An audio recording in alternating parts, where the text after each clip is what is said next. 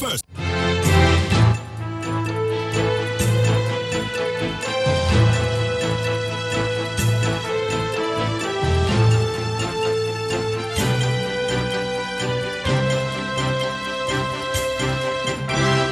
Welcome back.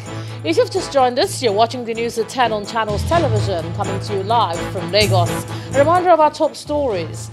Lagos State Government launches investigation into the ABULE-ADO explosion, announces 2 billion naira relief fund for victims.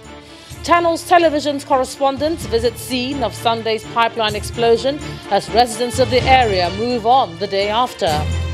Federal government adds 3 more countries on Nigeria's COVID-19 priority list. They are France, Germany and Spain. And German Chancellor Angela Merkel announces series of sweeping self-distancing measures to contain spread of COVID-19 as UK Prime Minister cautions against non-essential travel.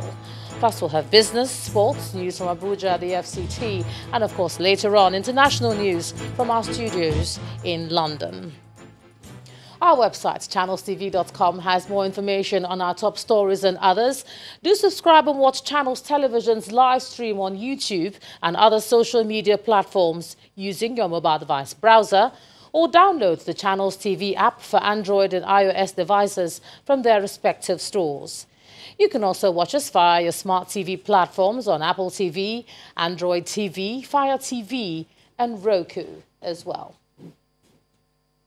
It's over 24 hours now, and things have moved on quite quickly since news of the explosion in the ABULE-ADO area broke. Now, here's what we know so far.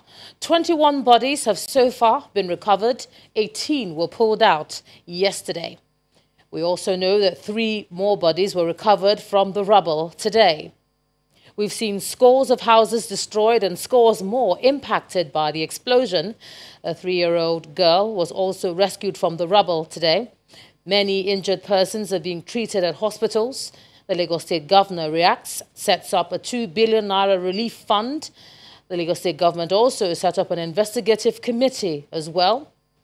In terms of statistics, it's the second pipeline-related disaster in Lagos this year, looking at 2020, and rescue operations are still ongoing at the site. And when we know more, you will as well. Now let's get some more insight into the Lagos State Government's plans for the victims of Sunday's explosion in the area. I'm now being joined on the news at 10 by the Deputy Governor of Lagos State, Dr. Obafemi Hamzat. Your Excellency, thanks a lot for joining us on the news at 10. Now, you're the head of the relief committee set up by the state government. You're welcome. Being the head of that committee, as we have heard, how exactly do you hope to carry out the assignment now?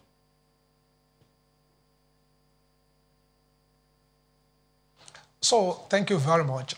First of all, again, our condolences to those people, the families of people that have lost enormous amount of human beings and properties. So the first thing we are trying to concentrate on right now is to enhance our recovery operations. So like you said yourself, a 3-year-old girl was rescued today. So we mobilize more teams to the site to see if we can actually bring out more people alive. That's the first thing. That's the most important thing as of now. So going forward, what we intend to do is to find the cause, the remote and immediate cause of this accident, and how can we stop it. As we speak, immediately after we visited the site today, Mr. Governor visited Mr. President to brief him on what happened. And basically, so that the essence is we will be able to explain exactly what happened. So the committee is made up of a whole lot of people. Myself as the chairman, the Commissioner for Special Duties. And if you recall, this ministry is responsible for Lagos State Emergency Service Agency, that is LASEMA, is responsible for fire services, all sorts of our first responders agencies. So NEMA was also there. The representative of NEMA was there, representative of NMPC, the police, and everybody that is involved in this rescue operation. So basically, we will find out the reasons, what happened, why it happened, how do we forestall this unfortunate loss of life and properties, and make sure that we do proper recommendations so that we can tell ourselves the truth about what needs to be done so that we can forestall this unnecessary loss of life. Okay, if you look at the state of things now, we have some people in hospital. Unfortunately, some have lost their lives, and our hearts go out to those, to the families who have.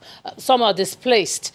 When we're talking about the 2 billion naira relief fund the governor mentioned, and the 250 million Lagos is putting in there, what is the logistics plan for the victims? How is the money going to be disbursed? Who is going to get what? Because at this point, people are thinking, all right, soccer now. So what is the plan for the money exactly?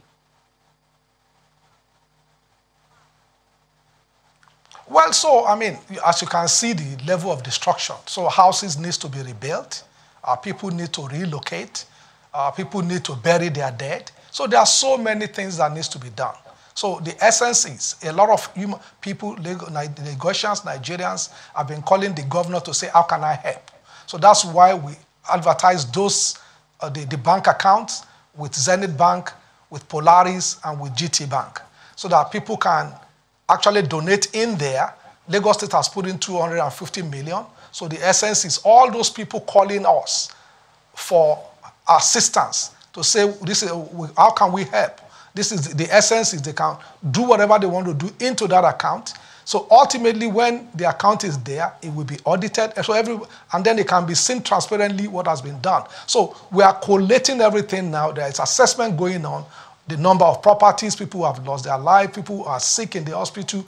There will be need for medical enhancement and so on and so forth. So as we continue to do enumeration to see what the problems are. Like we said, the focus now is to treat those people in the hospital, make sure that we can recover people who might still be there. We don't know. People who might still be there, but we are still searching. So that's the focus now, to focus on the people that might be alive and the people that are in the hospital. How do we get? So that's what the fund will do first, to save lives. And then, of course, there will be needs to build new properties, to relocate people, and so on and so forth. So it's a moving target as of today, because we still don't have all the facts. So by the time we have all the facts, then it will be done. But the essence is all those accounts are in those banks, and then you can be audited and people can see exactly what happened to the fund as necessary. All right, Deputy Governor of Lagos State, Obafemi Hamzat, thanks a lot for joining us on the news at 10 tonight and sharing that insight with us. Thank you. Thank you very much for having me.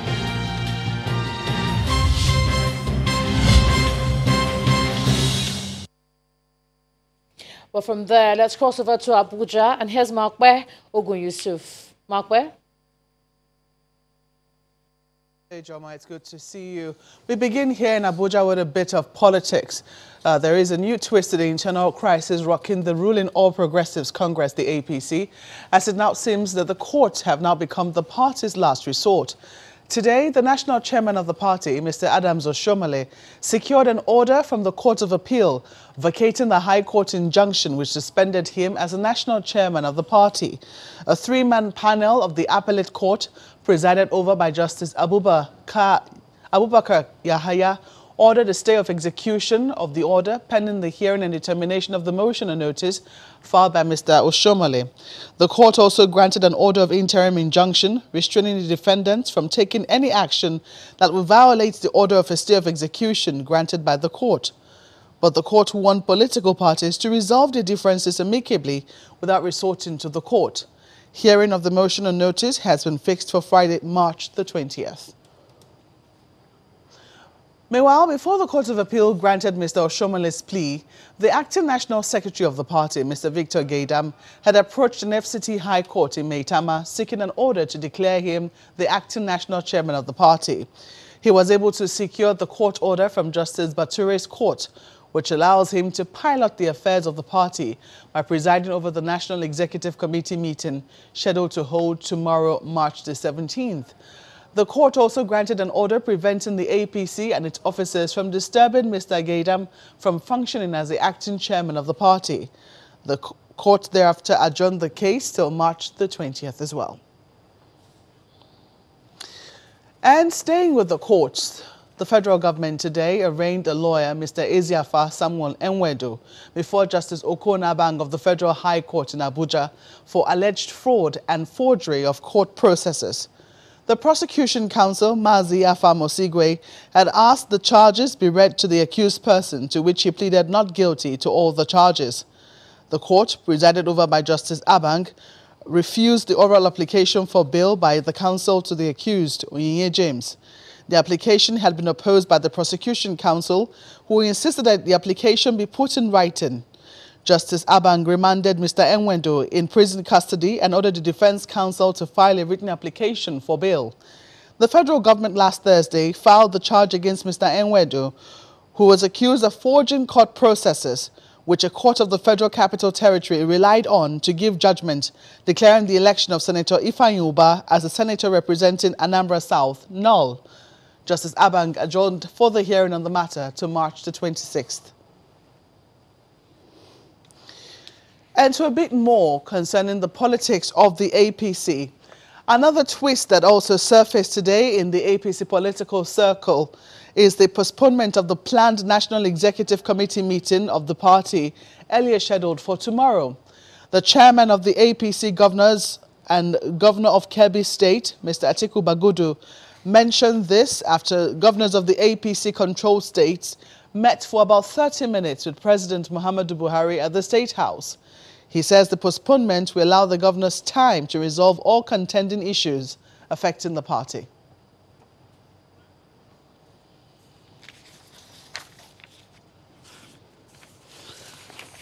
When the news at 10 returns, the Central Bank of Nigeria earmarks 50 billion naira to support families and businesses affected by the impact of coronavirus in the country. That's on Business News. Do join us again.